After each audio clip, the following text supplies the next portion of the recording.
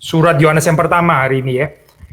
Ya ini sebetulnya adalah satu surat yang kita sedang khotbahkan secara eksposisi di GRI Kelapa Gading juga di kebaktian kedua ya khususnya. Jadi kebaktian kedua kita membahas dari ayat per ayat mulai dari pasal 1 sampai dengan pasal yang terakhir. Ini adalah semacam overview gitu. Ini adalah basic theological profile, profil teologis yang paling penting dari surat Yohanes sehingga sudah bisa ya mengikuti pembahasan lebih detail dengan lebih baik hopefully. Profil teologi apa yang kita bisa pelajari dari surat Yohanes yang pertama ini? Nah, saya mengajak saudara untuk membaca sudah dari ayat pertama saja, yaitu cukup programatis kalimat ini ya. Teks ini, ayat ini, yaitu apa yang telah ada sejak semula, yang telah kami dengar, yang telah kami lihat dengan mata kami, yang telah kami saksikan, dan yang telah kami raba dengan tangan kami tentang firman hidup, itulah yang kami tuliskan kepada kamu. Jadi di sini, Yohanes ini di sini menekankan tentang realitas ya. Ini konkret, inkarnasi itu sungguh-sungguh terjadi. Di sini Yesus Kristus itu ya bisa didengar, bisa dilihat dengan mata, bisa disaksikan, bahkan bisa diraba. Maksudnya ini bukan platonic idea gitu ya. Ini bukan satu ide ngawang-ngawang yang nggak ada konkretisasinya, nggak ada embodimentnya, tidak ada penubuhan ya. Tidak ada inkarnasi lah intinya ya. Sehingga ya kristologi ini ya, kristologi Yesus yang berinkarnasi, Logos yang berinkarnasi ini penting sekali untuk surat Yohanes yang pertama. Nah tentu saja ini lawannya adalah ajaran kristologi bidat, doketisme ya. Doketisme dari kata dokeo yaitu apa? Apparently atau seemingly ya. Sepertinya seolah-olah. Jadi di dalam kepercayaan doketisme itu Kristus itu memang mulia gitu ya, Kristus mulia, tapi saking mau menekankan kemuliaannya, tapi terus kemudian mereka nggak percaya bahwa Yesus itu betul-betul berdaging berdarah. Mereka nggak percaya bahwa Yesus itu betul-betul punya tubuh materi ya, punya tubuh fisik ya, mereka nggak percaya. Nah ini sebetulnya pengaruh daripada filsafat platonik ya, platonik neoplatonik yang menganggap ini materi itu sesuatu yang evil gitu dalam hal ini atau of inferior quality. Sehingga Yesus tuh nggak boleh punya itu gitu. Jadi di dalam hal ini ya, kalaupun Yesus itu terlihat seperti kayak seolah-olah ya ini punya tubuh manusia, tapi dia sebetulnya nggak betul-betul punya tubuh manusia. Jadi itu ya Yesus tetap spiritual. Nah ayat ini sudah dengan jelas mengatakan ya Yesus bukan seperti itu. Jadi ini bertolak belakang dengan pandangan doketisme ya sudah. So, seperti seringkali kita sudah jelaskan ya, bagi kita, ini bagi firman Tuhan dan sebetulnya ya, bagi firman Tuhan, bagi penulis-penulis Alkitab, doktrin itu selalu membawa implikasi. Kalau kita kristologinya itu bukan doketisme ya, maka kita juga harus berpikir di dalam hal ini, kekristenan itu ya ada embodiment of the word ya, ada konkretisasi dari firman itu, dan bukan cuma apa ini namanya ya, wilayah ide saja gitu ya, kekristenan retorika ya, rencana-rencana kosong dan banyak ngomong tapi nggak ada kenyataannya dan sebagainya ya. Itu sebetulnya pandangan ya lebih mirip pandangan doketisme daripada pandangan inkarnasi, teologi inkarnasi yang diajarkan di dalam kitab suci. Maka saudara membaca ini kalimat pertama ini again ini adalah satu kalimat yang penting ya. Nah, kalau saudara melihat misalnya pandangan ini pandangan doketisme, saudara bisa buka di dalam firman Tuhan, yaitu di dalam 1 Yohanes, kita membaca misalnya di dalam pasal yang kedua ya, pasal yang kedua itu ayat 22 misalnya ya, di sini bahkan disebut antikristus. Siapakah pendusta itu? Bukankah dia yang menyangkal bahwa Yesus adalah Kristus, dia itu adalah antikristus, yaitu dia yang menyangkal baik Bapa maupun Anak. Dan seterusnya sudah bisa membaca di sini ya. Misalnya lagi di dalam pasal 4 ya, pasal 4 ayat yang kedua. Demikian kita mengenal roh Allah, setiap roh yang mengaku bahwa Yesus Kristus telah datang sebagai manusia. Telah datang sebagai manusia. Jadi penganut doketik kristologi ini nggak percaya bahwa Yesus itu sungguh-sungguh datang sebagai manusia. Jadi bagi kaum doketis ini ya, Yesus itu ya oke, dia Allah gitu ya, tapi dia nggak betul-betul bertubuh manusia. Dan Yohanes mengatakan ya ini adalah roh antikristus gitu ya, menolak bahwa Yesus itu sungguh-sungguh ya inkarnasi. Nah sekali lagi saya ini implikasinya apa untuk gereja gitu? Ya kita kalau firman itu hanya sampai di dalam batas kita mendiskusikannya itu ya, merundingkannya ya, tapi kita juga nggak melakukannya, nggak ada embodiment. Sebetulnya kita sedang melakukan paham doketisme saya di dalam gereja kita ya. Kalau itu terjadi demikian ya, kita seperti kayak nggak ada gunanya, nggak ada implikasinya, nggak ada konsekuensinya percaya kristologi inkarnasi, karena itu nggak mendarah daging juga di dalam kehidupan kita. Maka sekali lagi saya, kristologi itu ada kaitannya dengan eklesiologi, ada kaitan dengan soteriologi pasti, ada kaitan dengan semuanya. Kristologi seperti apa, kita mengenal Kristus seperti apa, demikianlah hidup kita seharusnya. Yohanes mengatakan barang siapa ini ya Pak, mengenal Kristus ya wajib hidup seperti Kristus, demikian katanya. Jadi kristologi itu adalah dihidupi, saya ini sesuatu yang menjadi nyata di dalam kehidupan kita. Nah, tetapi supaya kita jangan salah mengerti, ini bukan berarti terus kemudian kita sebagai orang Kristen nggak boleh ada kelemahan sama sekali, maksudnya di dalam arti bahwa kita nggak bisa lagi jatuh dalam dosa dalam hal ini. Nah, ini pandangan perfeksionis seperti ini bahaya, saudara. Itu pun juga sudah diadres oleh Yohanes. Ya, sebetulnya ini pandangan klasik ya, saudara. Di dalam gereja mula-mula itu ada pertanyaan yang harus dijawab. Maka seorang yang sudah dibaptis di dalam Kristus ya, dia itu bisa berdosa lagi atau enggak sih sebetulnya? Ini pertanyaan yang menurut kita mungkin kayak gini kok tanda gitu ya misalnya ya. Tapi ini satu pergumulan yang serius ya di dalam gereja mula-mula. Dan ya bukan cuma Yohanes sebetulnya ya. Tapi saudara membaca Matius, ya, saudara membaca penulis surat Ibrani, juga address persoalan ini sebetulnya. Nah, penulis daripada surat Yohanes ini ya, dia mengatakan, dia address bagian ini, dia mengatakan di dalam ayat 8 sampai 10 ya, pasal yang pertama, kita baca ya ayat ini ya. 1 Yohanes 1 ayat 8 sampai 10. Jika kita berkata bahwa kita tidak berdosa, maka kita menipu diri kita sendiri dan kebenaran tidak ada di dalam kita. Jika kita mengaku dosa kita, maka Ia adalah setia dan adil, sehingga Ia akan mengampuni segala dosa kita dan menyucikan kita dari segala kejahatan. Jika kita berkata bahwa kita tidak ada berbuat dosa, maka kita membuat Dia menjadi pendusta dan firman-Nya tidak ada di dalam kita. Jadi menurut ayat-ayat ini, ini orang Kristen ya, orang Kristen sejati, orang percaya sejati ya, itu masih bisa jatuh di dalam dosa. Bahkan Yohanes mengingatkan di sini ya, kalau kita bilang kita nggak berdosa, kita tidak ada berbuat dosa, ya ini kita membuat Allah itu menjadi pendusta gitu. Ajaran perfeksionis itu menyudutkan Allah menjadi pendusta kalau menurut Yohanes. Jadi ajaran yang nggak bisa dihidupi, ini ajaran yang sebetulnya bahaya ya, karena apa ya? Ya karena menipu diri sendiri. Ya bukan cuma menipu diri sendiri, bahkan menganggap Allah itu penipu bahkan menurut ayat-ayat ini. Dan ini maksudnya itu bukan di dalam arti kita nggak pernah berdosa dari dulu pas saja begitu ya. Maksudnya in the past gitu. Bukan cuma bicara in the past. Di ayat ini bukan cuma bicara yang belakang, tapi juga di dalam kehidupan kita. Selama kita berada di dalam dunia ini ya, nggak mungkin orang itu di dalam satu kehidupan yang tidak bisa lagi berdosa. Itu nanti sudah di sorga, kesempurnaan seperti itu nanti di sorga. Selama kita di dalam dunia, ya kita masih bergumul ya dengan kuasa dosa ini. Di dalam hal ini Yohanes memberikan kepada kita encouragement, ya ini ada pengakuan dosa makanya.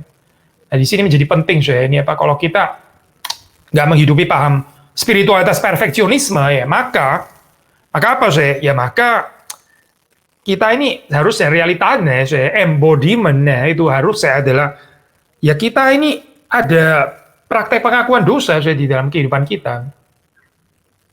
Saudara ada pengakuan dosa nggak di dalam kehidupan saudara?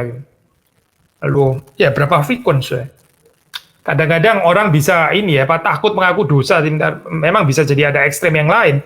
Sengaja mengaku dosa untuk diulangi lagi. Toh nggak apa-apa bisa mengaku dosa lagi. Setelah mengaku dosa diampuni kan bisa lagi melakukan ya. Kalau spiritnya seperti ini ya. Kayaknya tanda-tandanya itu orang-orang yang sudah lahir baru atau tidak sebetulnya gitu. Tetapi begini, di sisi yang lain terus kemudian kita mengatakan karena itu ya saya nggak mau yang seperti itu ya, ulang-ulang bikin dosa terus. Jadi saya juga nggak membiasakan untuk mengaku dosa. Hati-hati, saya hati-hati. Nggak membiasakan mengaku dosa. Saya nggak mau sedikit-sedikit mengaku dosa. Ya saudara sudah sempurna apa? Orang yang nggak ada praktek pengakuan dosa, saya di dalam doanya nggak ada tempat untuk pengakuan dosa ya. Dia akan cenderung menjadi orang Kristen yang self-righteous, yang merasa benar sendiri, yang judgmental, yang suka merendahkan spiritualitas orang lain, yang suka menghina, dan dia akan kehilangan kerendahan hati. Saudara. Nah, orang kalau kehilangan kerendahan hati, needless to say, pasti dia kehilangan compassion, dia kehilangan belas kasihan, dia juga akan kehilangan cinta, dia akan kehilangan apalagi ya pengertian terhadap orang lain, ya kesabaran, itu semua juga akan kehilangan di dalam hal ini. Mengapa? Istilahnya karena dia kehilangan kerendahan hati. Lalu kenapa dia kehilangan kerendahan hati? Karena dia tidak mengaku dosa. Bagi dia mengaku dosa itu cukup sekali saja gitu misalnya ya. Saya sudah pernah mengaku dosa ini, sudah gitu. Dan Tuhan sudah mengampuni saya. Semuanya dosa saya diampuni. Ada benernya sih saya ngomong seperti itu ya. Tapi pengakuan dosa ini sebetulnya sesuatu yang repetitif ya. Ya, sebetulnya argumentasinya sederhana sekali deh. So, ini Tuhan Yesus mengajarkan kepada kita doa Bapa kami. Itu untuk sekali seumur hidup atau untuk repetitif ya saya doa itu? Ini pertanyaan agak konyol ya. Jawabannya tentu saja kita tahu ya. Pasti itu doa untuk repetitif kan ya. Doa itu doa repetitif. Kita bukan bilang kan itu doa cuma boleh sekali seumur hidup. Kalau sudah ya sudah, nggak usah doa itu lagi. Karena itu doa yang hanya boleh diucapkan sekali seumur hidup. Kan tidak ya saya. Doa Bapa kami itu bukan untuk diucapkan sekali seumur hidup kan ya, tapi berkali-kali. Nah kalau berkali-kali, mari kita lihat dalamnya apa sih? Salah satunya adalah ampunilah kesalahan kami seperti kami mengampuni orang yang bersalah kepada kami. Berarti pengakuan dosa itu juga repetitif, saya repetitif. Saya pakai istilah repetitif di sini bukan dalam pengertian rutinitas, ulang-ulang, klise, bukan itu maksudnya saya. Repetitif ini dalam pengertian, saya pakai istilah repetitif di sini dalam pengertian yang positif ya, bukan dalam pengertian yang kayak piringan hitam rusak, muter-muter terus gitu ya, di tempat yang sama, bukan itu pasti maksudnya. Repetitif di dalam arti bahwa memang ini seharusnya terjadi berulang kali di dalam kehidupan kita. Precisely, saya, karena selama kita masih berada di dalam dunia ini ya, hidup kita masih belum sempurna. Kita masih bisa jatuh ke dalam dosa, dan karena itu kita perlu ya lagi mengaku dosa kita. Tuhan itu setia dan adil, Dia akan mengampuni segala dosa kita dan menyucikan kita dari segala kejahatan. Ya. Kita orang Protestan ya, saya bukan berarti karena kita Protestan terus kemudian kita jadi nggak ada praktek pengakuan dosa karena kita Protestan. Hati-hati saya, itu jangan membuang air kotor ya. Beserta dengan bayinya, peribahasa ini ya, bahasa Inggris ya. Saudara jangan buang air kotor, air bak mandi kotor ya. Saudara buang air kotornya, bayinya masih dalam, saudara buang sekalian gitu bayinya. Bayinya itu apa maksudnya? Bayinya itu praktek pengakuan dosa. Memang kita di spiritualitas Protestan, kita menekan kita bisa mengaku dosa langsung kepada Tuhan ya. Kita bisa mengaku dosa langsung, itu penekanannya. Nggak ada kemutlaan bahwa waktu kita mengaku dosa itu harus selalu di hadapan orang lain gitu misalnya ya. Memang nggak ada kemutlaan itu, kita bisa langsung kok ini apa mengaku dosa, tapi bukan berarti menjadi Protestan lalu nggak perlu mengaku dosa lagi, saya itu nggak pernah ada, ajaran itu nggak pernah ada di dalam tulisan para reformator. Bahkan Yohanes di sini mengatakan kalau kita nggak mengaku dosa, kita menjadikan Allah itu menjadi pendusta ya dalam hal ini. Jadi ini apa saya, ini adalah melawan dosa perfeksionisme. Perfeksionisme itu dosa, karena itu kepura-puraan, itu kebohongan sebetulnya. Perfeksionisme itu adalah dosa. Merasa diri nggak berdosa lagi, merasa diri kuat, merasa diri sudah saleh, merasa diri nggak perlu lagi mengaku dosa, ya, merasa diri nggak perlu lagi minta maaf kepada siapapun dan sebagainya. Ini bahaya sekali ya, spiritualitas seperti ini. Gitu.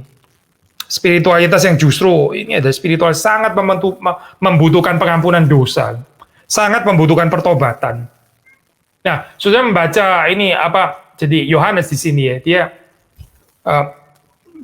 ini bagian dari theological realisme, saudara. Realisme teologis apa ya? Ya ini orang Kristen pun ya, orang Kristen yang sudah lahir baru pun ya itu ya dia masih bisa gagal, masih bisa jatuh di dalam dosa. Karena itu perlu ada pengakuan dosa. Tuhan menyediakan itu. Nah, ini seharusnya membebaskan kita ya, membuat kita itu apa? Tentu saja bukan membuat kita untuk jadi excuse. Oh, kalau gitu berarti boleh dong berdosa terus. Bukan itu pasti penghayatannya. Tapi diberikan jalan keluar ya ini. Ketika kita gagal, ketika kita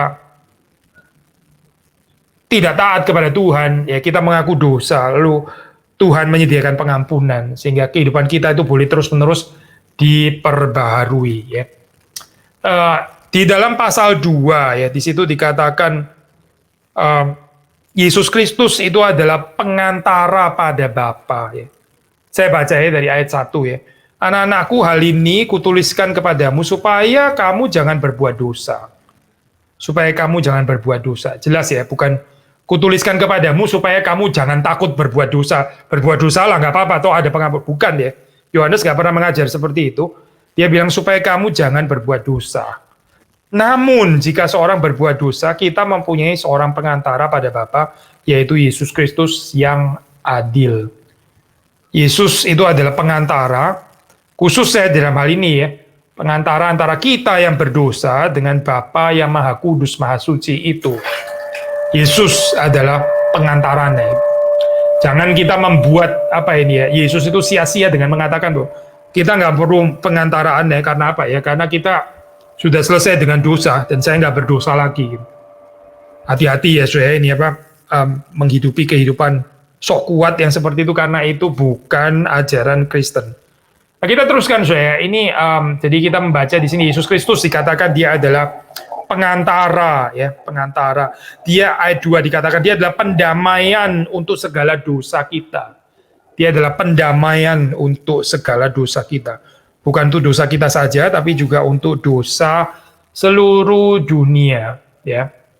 Nah ini katakanlah apa ini satu pasal yang pertama ya yang kita bicarakan. Tetapi di sisi yang lain, nah kita masuk di dalam profil yang berikutnya. Ya. Di sisi yang lain ya, kita membaca juga di dalam surat yang sama. Ya ini bahkan surat yang pertama ini pasal yang ketiga. Saudara membaca di dalam ayat yang ke-9. Setiap orang yang lahir dari Allah tidak berbuat dosa lagi. Setiap orang yang lahir dari Allah tidak berbuat dosa lagi. Jadi bagaimana saya? Ini kontradiksi atau bagaimana ya? Nah, kalau sudah membaca misalnya di dalam atau variasi terjemahan bahasa Inggris ya, saya pikir ini cukup jelas yang dikatakan di sini ya. Saya baca dari terjemahan ESV ya misalnya ya. 1 John pasal 3, yaitu ayat yang ke-9 ini ya. Saya baca bahasa Inggris ya. No one born of God makes a practice of sinning. Make a practice of sinning. For God's seed abides in him and he cannot keep on sinning. He cannot keep on sinning. Jadi yang dimaksud di sini tidak berbuat dosa lagi ya. Dia nggak mix a practice of sinning, atau di dalam kalimat berikutnya dalam bahasa Indonesia, sebab benih ilahi tetap ada dalam dia dan ia tidak dapat berbuat dosa. Maksudnya ia tidak dapat tetap bertekun ya di dalam dosa. Dia nggak bisa keep on sinning ya. Jelaskan ya sebetulnya artinya itu. Bukan nggak bisa gagal lagi gitu, bukan kebal imun terhadap dosa, nggak mungkin berdosa lagi, bukan itu. Tapi dia nggak mungkin tetap menyukai, mencintai ya dosa, keep on sinning ya, itu nggak mungkin karena dia ini sudah dilahirbarukan ya. Dia ini lahir dari Allah, benih ilahi itu tetap ada di dalam dia sehingga nggak memungkinkan dia untuk tetap berbuat dosa, keep on sinning. Jadi ini apparent contradiction yang dibilang di sini ya, ini bukan betul kontradiksi lah ya. Tapi bagaimanapun saya ini memang ada certain tension lah ya, saya ini ada apa? Ada certain tension gitu ya. Di satu sisi mengingatkan jangan jatuh kepada spiritualitas perfeksionisme gitu ya, yang merasa nggak bisa berbuat dosa lagi, nggak mungkin bisa gagal lagi, hati-hati gitu ya di satu sisi. Di sisi yang lain juga mengingatkan, bukan berarti terus kemudian kita jadi keep on sinning, bukan berarti terus kemudian kita jadi ya terus silakan ulang-ulang dosa terus, karena selalu ada pengampunan Tuhan bagi mereka yang mengaku dosa gitu misalnya ya. Ini ekstrim saya. ini pandangan yang lain yang nggak ada dukungannya di dalam surat Yohanes yang pertama ini. Dan Yohanes ya itu tahu tentu saja di sini ya, waktu ini di sini ada certain tension antara dua hal ini. Maksudnya ya ini bisa diantisipasi. Jadi sebetulnya berdosa atau nggak berdosa gitu. Di satu sisi dikatakan bukan nggak berdosa, tapi di sini dikatakan tidak mungkin tetap berbuat dosa. Ya tadi sekali lagi sebetulnya dari terjemahan Inggris kita juga sudah bisa menjelaskan sih bahwa kedua hal ini memang ini apparent contradiction ya, bukan real contradiction. Tapi ada penjelasan lain saya. Ini Schneller misalnya Udo Schneller dia mencoba untuk menjelaskan di sini ya, ini apa tanda kutip kontradiksi ini atau tension ini ya saya, ini diselesaikan di dalam 1 Yohanes pasal yang kelima. Nah ini menarik saya, ini tafsiran ini ya. 1 Yohanes pasal kelima. Dan di situ dibedakan kalau sudah membaca ayat yang ke-16 ya. Saya baca ya, kalau ada seorang melihat saudaranya berbuat dosa, yaitu dosa yang tidak mendatangkan maut, hendaklah ia berdoa kepada Allah dan Dia akan memberikan hidup kepadanya. Yaitu mereka yang berbuat dosa yang tidak mendatangkan maut. Ada dosa yang mendatangkan maut, tentang itu tidak kukatakan bahwa ia harus berdoa. Jadi saudara, di sini kalau menurut Schneller ya, Schneller mengatakan, nah inilah penyelesaiannya gitu. Jadi bagaimana? Berdosa atau nggak berdosa ya? Jadi penyelesaiannya adalah berdosa, masih bisa berdosa, tapi itu bukan dosa yang mendatangkan maut. Tapi tidak berdosa lagi, tidak berdosa dosa yang mendatangkan maut. Karena ada dosa yang tidak mendatangkan maut, ada dosa yang mendatangkan maut. Mengerti ya, Soe? Ini penjelasan ini ya. Nah, ini di dalam tradisi medieval khususnya, sudah tahu ada ini ya, apa perkembangan daripada tradisi ini. Ya ini di-encourage daripada ayat ini, Saudara. Lalu kemudian membuat satu apa kategori yang ini ya, Pak, sangat membedakan gitu ya dalam hal ini ya. Ini ada namanya deadly sin ya, ada mortal sins, ada venial sins, ada dosa maut ya, deadly sins. Itu kan ada tradisinya aja ya, itu either Evagrius, the 8 deadly thoughts ya, atau apa ini Yohanes Cassian ya, itu pakai istilah the 8 principal faults, atau mungkin yang dipopulerkan oleh ini ya, Thomas Aquinas, the 7 deadly sins ya. Ya either 8 atau 7 lah, kadang-kadang dipakai ini ya, variatif itu antara 7 dan 8. Tapi itu inilah saya model yang disebut dengan mortal sins atau deadly sins ya. Terus kemudian yang bukan itu ya, itu venial sins. Nah kita di Protestan saya, kita enggak ini ya, enggak menekankan pembedaan. Memang di sini berbeda betul gitu, tapi kita terus kemudian enggak membuat satu apa ya, praktek spiritualitas. Oh kalau mortal sins ya, deadly sins itu berarti jenis ritual apa ini, pengakuan dosanya harus seperti ini gitu ya. Kalau yang venial sins itu ya venial sins itu loh sudah. Jadi ya agak gampang lah penyelesaiannya gitu. Tapi kalau mortal sins, deadly sins itu harus jelas ya, ini apa penitensnya itu apa dan sebagainya. Kita di Protestan kan memang nggak menjelaskan seperti itu ya. So, kita ya semua dosa memang ini ya, dosa itu berakibat pada maut di situ. Nggak ada dosa yang nggak berakibat pada maut. Upah dosa itu adalah maut. Jadi waktu Yohanes di sini mengatakan ada dosa yang tidak mendatangkan maut, ini maksudnya bukan dalam arti bahwa dosa ini nggak membawa Kristus ke atas kayu salib, bukan itu maksudnya saya. Tapi dalam arti bahwa dosa ini ya, ini adalah dosa yang masih bisa diampuni, itu maksudnya. Dosa yang tidak mendatangkan maut, itu bukan berarti dosa ini tidak berakibat pada maut, bukan itu saya pengertiannya Yohanes. Pengertiannya Yohanes adalah dosa ini adalah dosa yang bisa diampuni. Ada dosa yang bisa diampuni, ada dosa yang tidak bisa diampuni. Nah, jadi menurut Schneller saya, penyelesaian daripada tension ini ya, tension di satu sisi jadi berbuat dosa atau nggak berbuat dosa gitu. Orang Kristen itu masih berbuat dosa atau tidak berbuat dosa. Nah, menurut tafsiran ini penyelesaiannya adalah ya ini saya dia berbuat dosa dalam kurung dosa yang tidak mendatangkan maut ya. Masih bisa gagal di dalam dosa, tapi dosa yang tidak mendatangkan maut.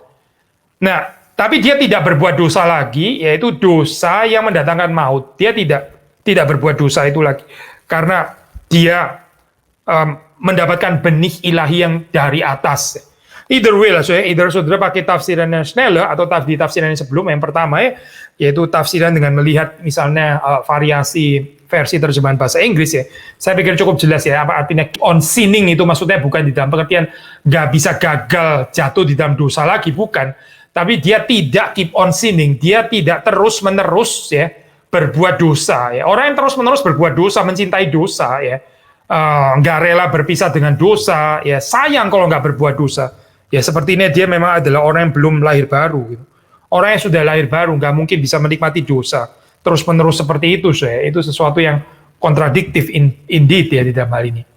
Nah, jadi saya ini doktrin tentang doktrin dosa ya di dalam surat Yohanes yang pertama, ini termasuk bagian yang cukup penting gitu.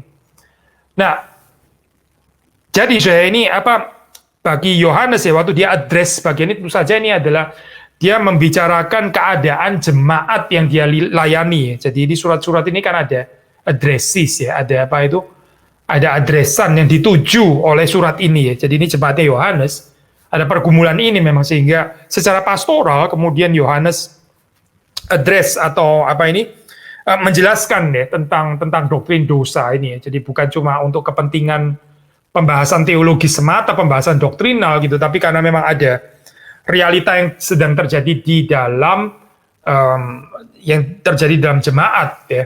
Jadi ini adalah realita daripada jemaat yang dilayani Yohanes. Again, kalau kita mengikuti tafsiran Schneller, jadi dia bicara tentang dosa. Ini dosa yang tidak mendatangkan maut. Di dalam hal ini, di dalam kasus ini, ya itu seperti dikatakan di sini, seorang saudara yang mengasihi saudara yang lain. Waktu dia melihat saudaranya berbuat dosa, dia mendoakannya kepada Allah. Indah ya, kita melihat bagian ini ya. Nah, ini tentu saja ada kaitannya dengan ini etik yang sangat ditekankan di dalam etika. Saya pakai etika di sini bukan dalam pengertian liberal teologi lah, sebetulnya saya nggak perlu jelasin kalimat ini ya. Tapi ada orang yang super sensitif dengan istilah-istilah tertentu ya. Istilah etika, etika. Jadi kekristenan hanya etika saja gitu, moralisme belaka gitu misalnya. Rada nyebelin sih itu orang-orang yang sedikit-sedikit antenanya merah hanya sekedar gara-gara vocabulary tertentu gitu yang dipakai. Saya pakai istilah etika di sini dalam pengertian etika Kristen, maksudnya saya. Etika yang dibangun berdasarkan Alkitab gitu ya. Karena kalau kita belajar Alkitab ya, kita bisa membicarakan dari perspektif sistematik, teologi, dogmatik. Kita juga bisa membicarakan dari perspektif etis ya. Itu sistematik teologi, dogmatik, etik itu bagian daripada cabang-cabang di dalam ini ya, ilmu teologi. So, waktu kita membicarakan poin saya mengulangi ya. Tadi dikatakan kalau ada saudara yang berdosa, ya ini saudara yang lain yang melihat kegagalan itu, dia mendoakannya. Tadi saya mengatakan ini sangat ada kaitannya dengan etika surat Yohanes yang pertama ini, yaitu etika etika yang dibangun kasih akan Allah dan kasih akan saudara. Sudah perhatikan ya, kalau kita adalah komunitas yang saling mengasihi, ya kita melihat kelemahan saudara kita mendoakan. Tapi ada komunitas yang judgmental, bukan saja tidak mendoakan, tapi kalau bisa digosipin, dibicarain kepada yang lain ya, supaya terkenal jeleknya dia gitu ya. Lalu supaya apa Nah ini seringkali ya yang terjadi ya, di dalam kejahatan manusia. Supaya dia kelihatan lebih baik daripada orang itu maksudnya. Hei, tahu nggak sih itu ya? Dia tuh gini lah. Memang dia gini. Itu sambil ngomong gini, maksudnya negatif ya. Saya menjelaskan, saya adalah a better option gitu. Saya adalah a better candidate for your true friend. Bukan dia itu. Gitu. Dia itu banyak kelemahannya. Jadi sambil bicarain orang lain, sambil berusaha untuk memenangkan hati orang lain untuk dirinya sendiri. So, itu culture narsisistik ya. So, itu orang-orang yang mencintai dirinya sendiri dan bukan mencintai Tuhan. Orang yang mencintai Tuhan, orang yang mencintai Allah, dia mencintai saudaranya. Orang yang mencintai saudaranya, waktu melihat saudaranya itu berbuat dosa, dia tidak mempergunjingkannya, dia membawanya di dalam doa. Kalau menurut Yohanes. Sekali lagi ya, saya ulang lagi ya, doketisme ya. Doketisme itu nggak percaya Kristus itu menjadi daging. Kristus itu ngawang-ngawang gitu ya, nggak jelas di dalam dunia ide, platonik ya. Platonik, neoplatonik, nggak ada embodiment. Nah, sudah perhatikan ya. Kalau kita percaya Kristus itu nyata ya, dia betul-betul inkarnasi ya, dan bukan ngawang-ngawang, maka menurut Yohanes cinta kasih kita itu harusnya juga nyata, embodied. Tapi kalau nggak embodied, itu nggak terlihat di dalam komunitas. Komunitas itu highly judgmental. Ini lebih dekat dengan doketisme sebetulnya gitu. Itu bukan kristologi yang ada di dalam Yohanes. Saudara melihat di sini ya kaitannya gitu. Jangan main-main dengan ini ya, dengan bidat. Bidat itu bukan cuma sekedar ketidaktepatan presisi teologis, formulasinya kurang rapi sedikit. Ini bukan masalah kurang rapi, ini adalah a way of life gitu. Doketisme is a way of life. Doketisme itu adalah narasi hidup. Kalau kita nggak percaya, firman itu menjadi daging, tidak sungguh-sungguh menjadi manusia, maka maka apa? Ya maka kita bisa berteori saja tentang kasih yang ngawang-ngawang juga. Sama, doketis gitu. Tandanya apa? Tandanya kalau ada saudara yang jatuh, ya kita nggak tertarik juga untuk mendoakan. Karena apa? Ya karena boleh ngawang-ngawang kok. Cerita cintanya boleh ngawang-ngawang di atas kan. Nggak perlu embodied, nggak perlu ada konkretisasinya, nggak perlu. Saya nggak perlu mendoakan dia. Oh, nggak perlu. Saya bisa asik membicarakan dia. Nggak apa-apa. Kenapa? Karena kristologi saya juga ngawang-ngawang. Sama cinta kasih saya juga ngawang-ngawang juga. Kompatibel, sama-sama ngawang-ngawang. Tapi Yohanes nggak mengajari ini, Yohanes tidak mengajarkan kristologi doketisme. Kristologi doketisme itu kristologi bidat, Kristologi bidat yang akan membawa dampak kepada eklesiologi bidat. Eklesiologi bidat itu menghidupkan komunitas bidat, bukan komunitas seperti yang dibangun berdasarkan kristologi yang alkitabiah yang dibahas oleh Yohanes di sini. Sekali lagi, kita ada kelemahan betul. Saya juga nggak mau dengan mengatakan kalimat seperti ini, loh ini kok jadi korbannya makin lama makin perfeksionis. Tidak, kita tadi sudah membicarakan, kalau kita ada kelemahan, mari kita datang, kita minta pengampunan. Di dalam Kristus ada pengampunan. Tetapi, orang Kristen itu tidak keep on sinning, tidak keep on sinning. Saudara tidak diundang untuk keep on sinning. Maksudnya, saudara tidak diundang untuk waktu kita melihat kelemahan orang lain selalu judge. Ya itu namanya keep on sinning, namanya. Kita kadang-kadang bisa gagal. Oh iya, kita kadang-kadang bisa gagal. Di dalam kurang mendoakan orang lain. Betul, kita kadang-kadang bisa gagal. Tapi kita kalau terus-menerus mencintai, praktek membicarakan kelemahan orang lain, ini dosa yang mendatangkan maut atau dosa yang nggak mendatangkan maut sebetulnya gitu. Ini dosa yang mana ya kalau seperti ini, Saudara terus suka membicarakan kejelekannya orang lain, supaya apa? Supaya orang itu melihat bahwa saudara ini adalah a better figure gitu. Saya adalah hamba Tuhan yang lebih baik, nggak seperti hamba Tuhan itu gitu misalnya. Wah, bahaya sekali ini seperti ini.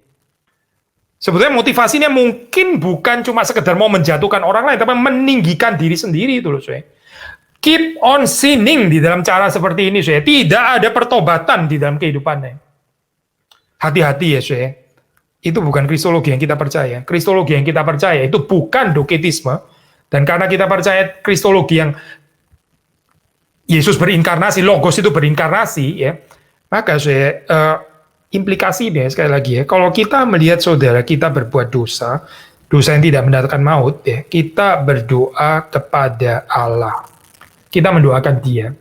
Kita berdoa kepada Allah supaya mereka bertobat, supaya mereka dosanya diampuni, Itu adalah tanda orang yang tidak menghidupi kristologi doketisme. Sekali lagi saudara jangan bilang di sini, itu culture saya, Pak. Saya sudah dari kecil lahir dari keluarga yang suka membicarakan orang lain.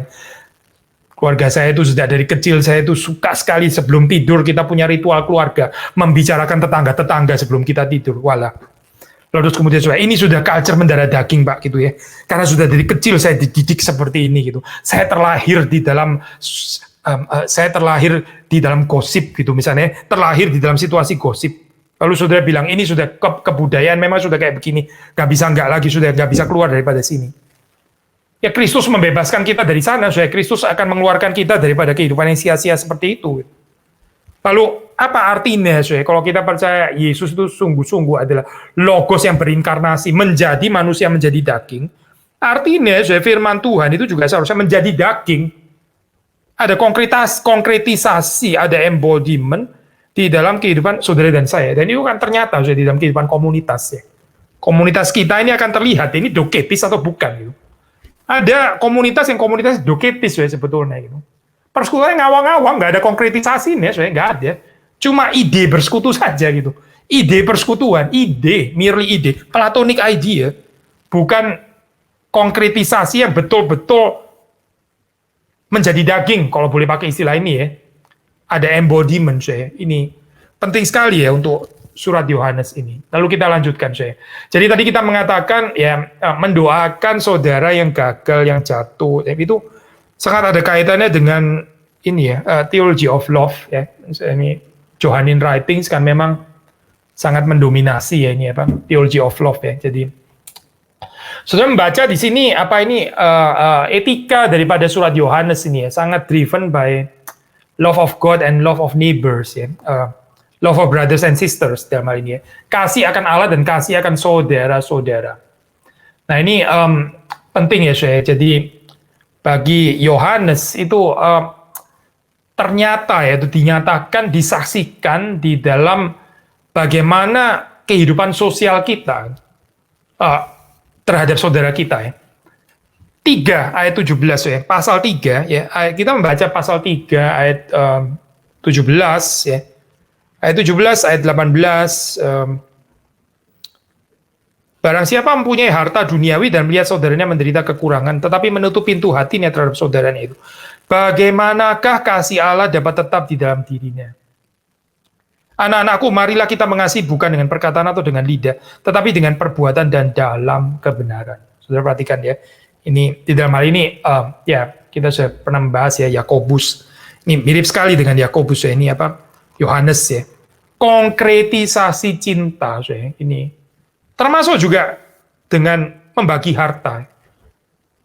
Saudara, kita nggak bisa excuse, saya ini orang yang sudah berkorban, saya berkorban keringat, saya berkorban perasaan, saya berkorban bakat dan talenta dan pikiran ya. Buka dompetmu ya, kita juga berkorban uang juga. Jangan digantikan, dikompensate dengan saya sudah berkorban ini loh, menyerahkan diri menjadi hamba Tuhan, ya, menyerahkan diri dari hamba Tuhan. Jadi kalau saya makan bareng, saya sebagai hamba Tuhan, ya saya wajar lah ditraktir terus gitu misalnya. Gak wajar, saudara, itu bukan wajar.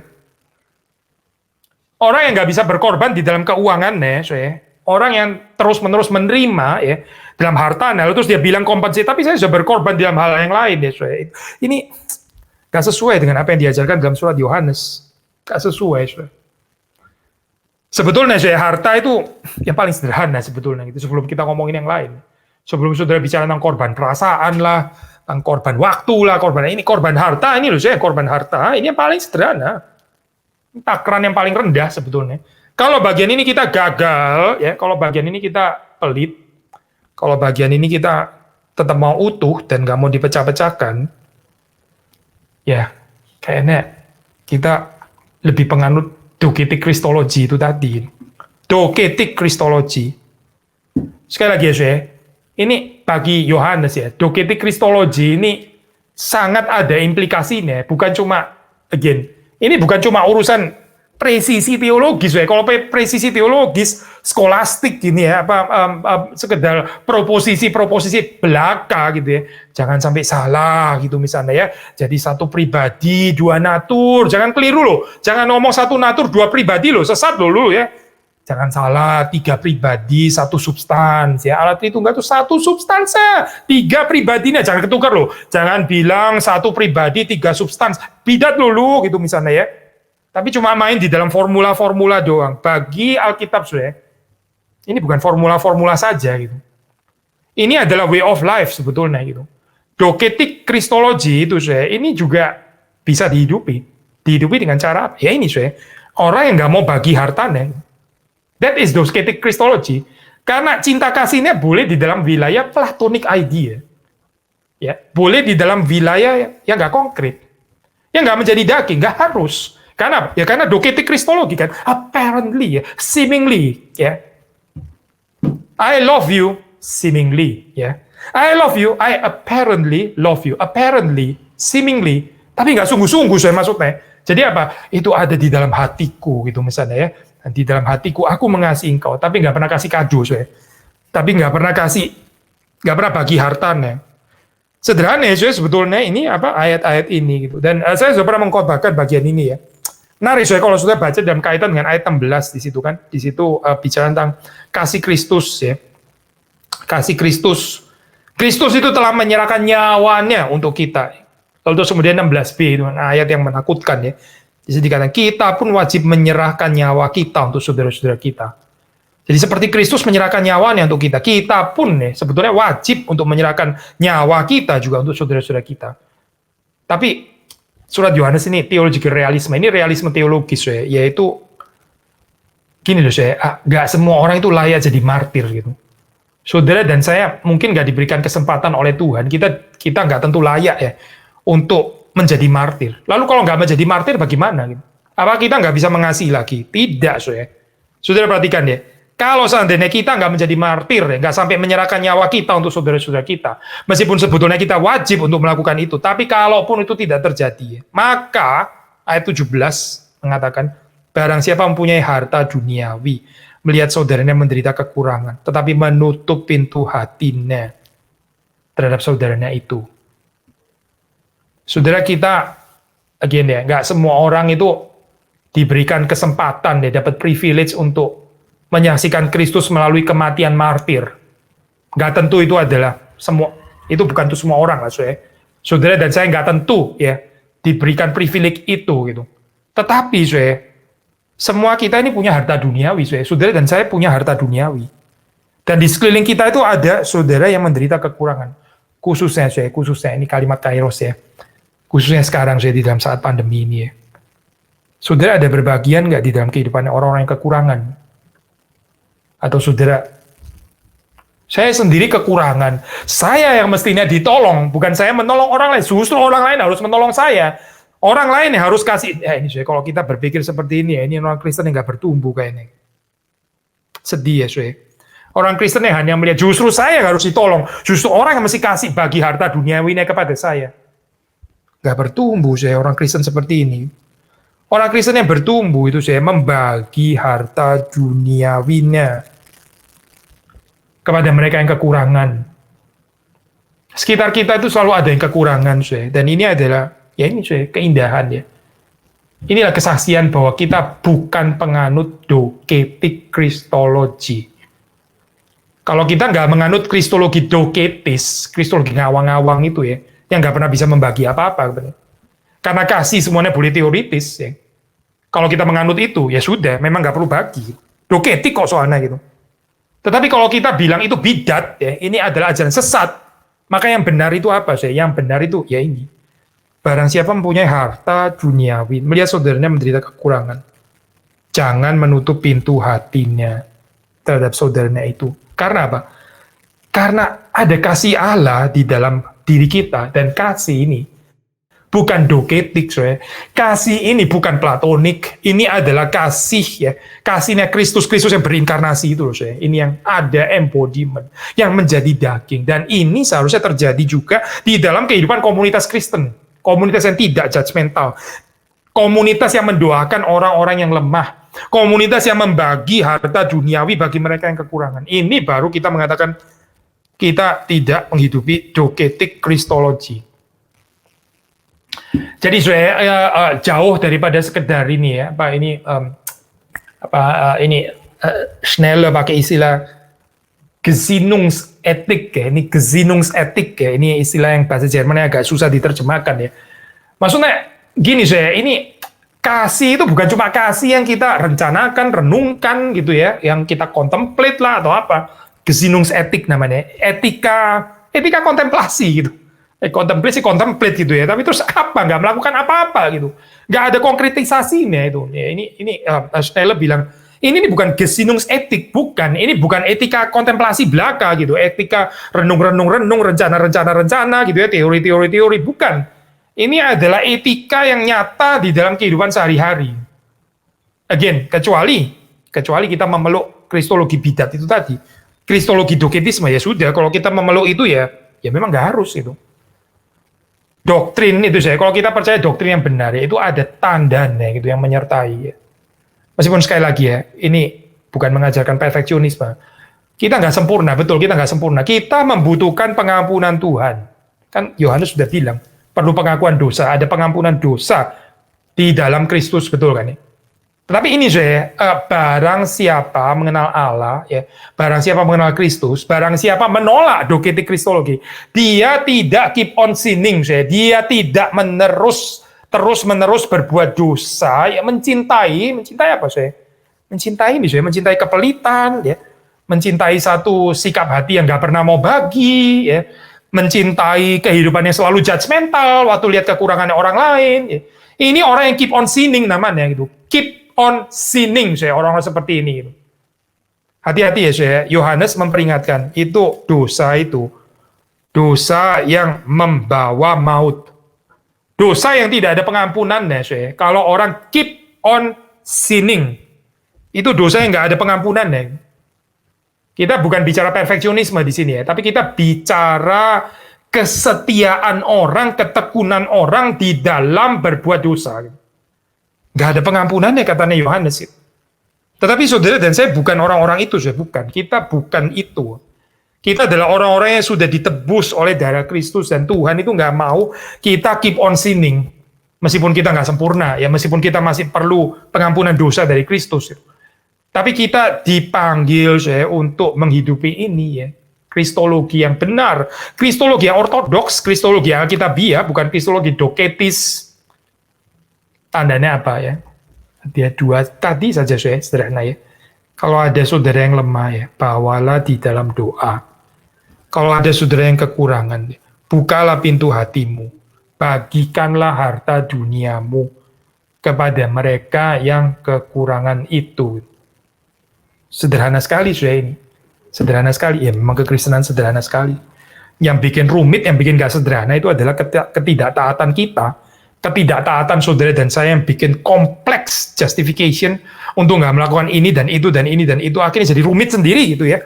Padahal kekristenan bukan rumit seperti ini, kekristenan sebenarnya sangat sederhana dalam hal ini. Dan semuanya itu koheren, kompatibel, ya, ini beautifully integrated. Ya, apa artinya kalau saya percaya kristologi yang benar? Artinya ya ini artinya. Berarti bukan kasih yang seemingly apparently itu tadi, tapi yang konkret, ya. Sekali lagi, ya, Schneider mengatakan ini bukan Gesinnungsetik, bukan itu. Ini bukan etika kontemplasi saja, bukan. Tapi etika yang real, yang nyata, etika inkarnatif, kalau boleh istilah ini, ya. Terakhir, di dalam surat Yohanes juga ada istilah dunia, ya, di sini, ya. Tapi ini dunia bukan berarti terus kemudian kita menjadi orang-orang yang memusuhi dunia, gitu, ya. Orang Kristen memusuhi dunia. Memang ada kalimat, ya, ini kita mengasihi Tuhan, itu mengasihi Allah, bukan mengasihi dunia. Ini kontras betul, ya. Tapi kalau sudah membaca lebih hati-hati, ya, sudah di dalam surat ini, surat Yohanes, nggak ada anjuran untuk kita misalnya hidup melarikan diri dari dunia, gitu, ya.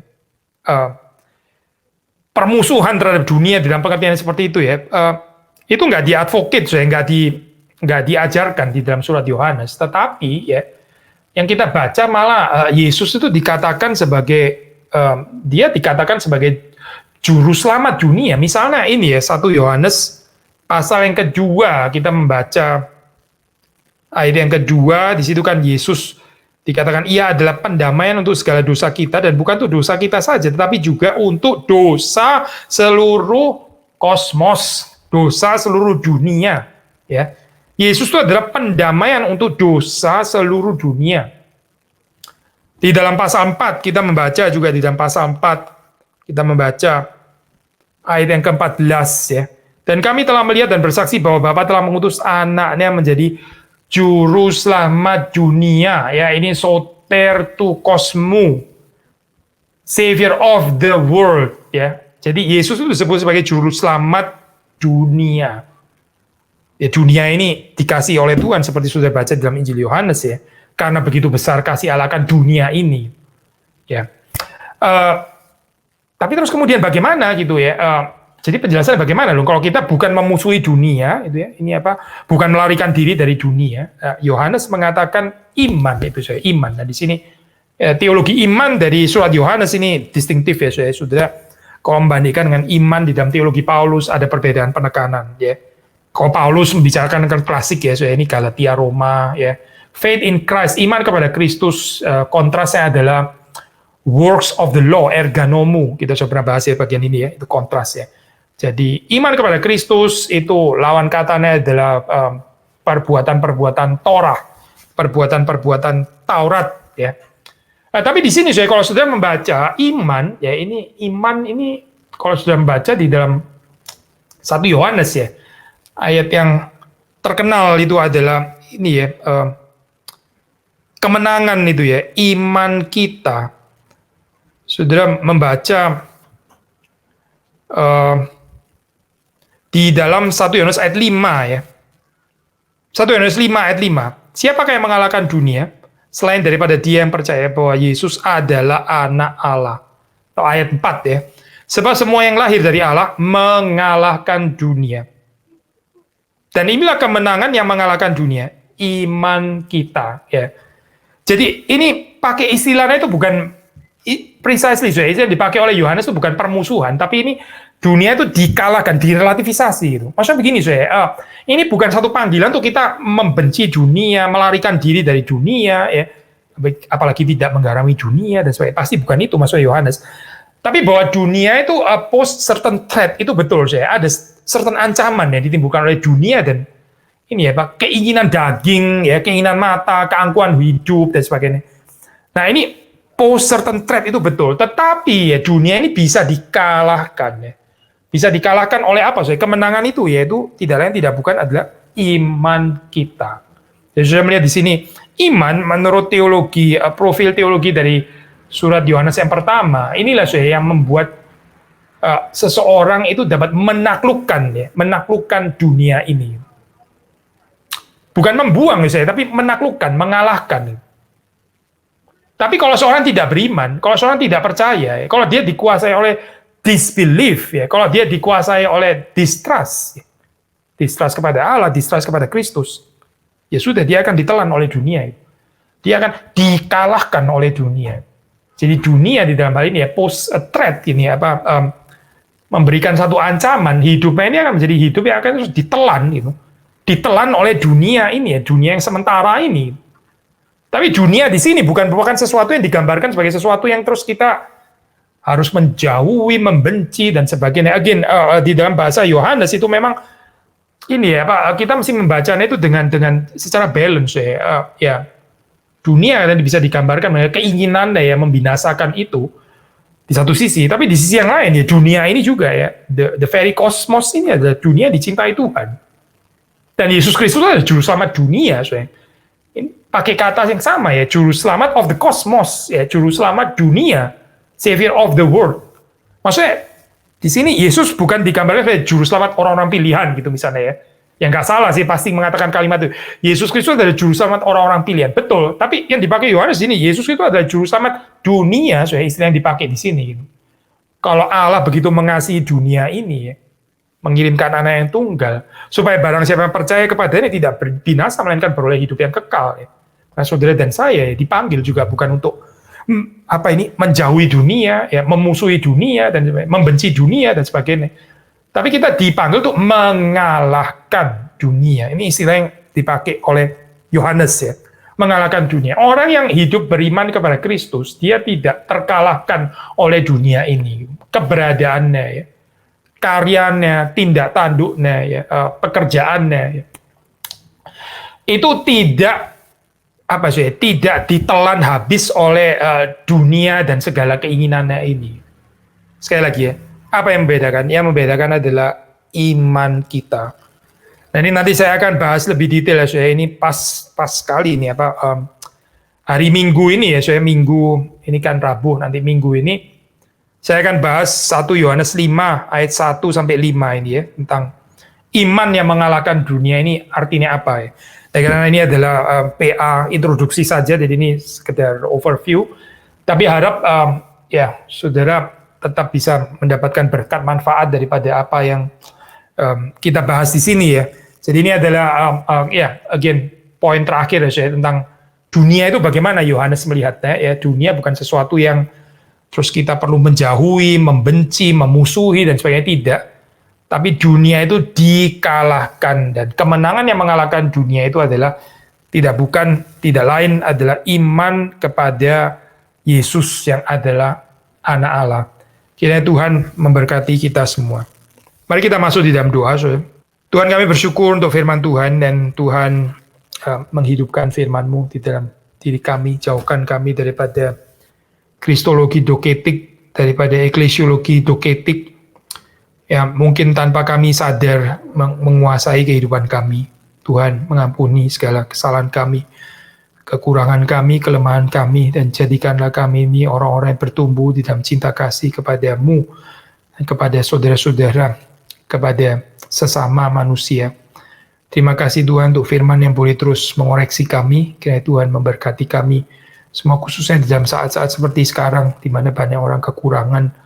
Tolong supaya kami ini peka dan tidak menjadi orang-orang yang egois, hanya melihat kepada kebutuhan kami sendiri, tapi kami belajar untuk melihat orang-orang juga kami bisa berbagian dalam kehidupan mereka. Terima kasih Tuhan, berkati jemaat-Mu. Kami rindu menjadi satu komunitas orang percaya yang boleh menghidupi Kristus di dalam hati kami, yang terpancar keluar, yang embodied, yang ada konkretisasi di dalam kehidupan kami. Terima kasih Tuhan, demi Yesus Kristus kami berdoa, kami bersyukur. Amin.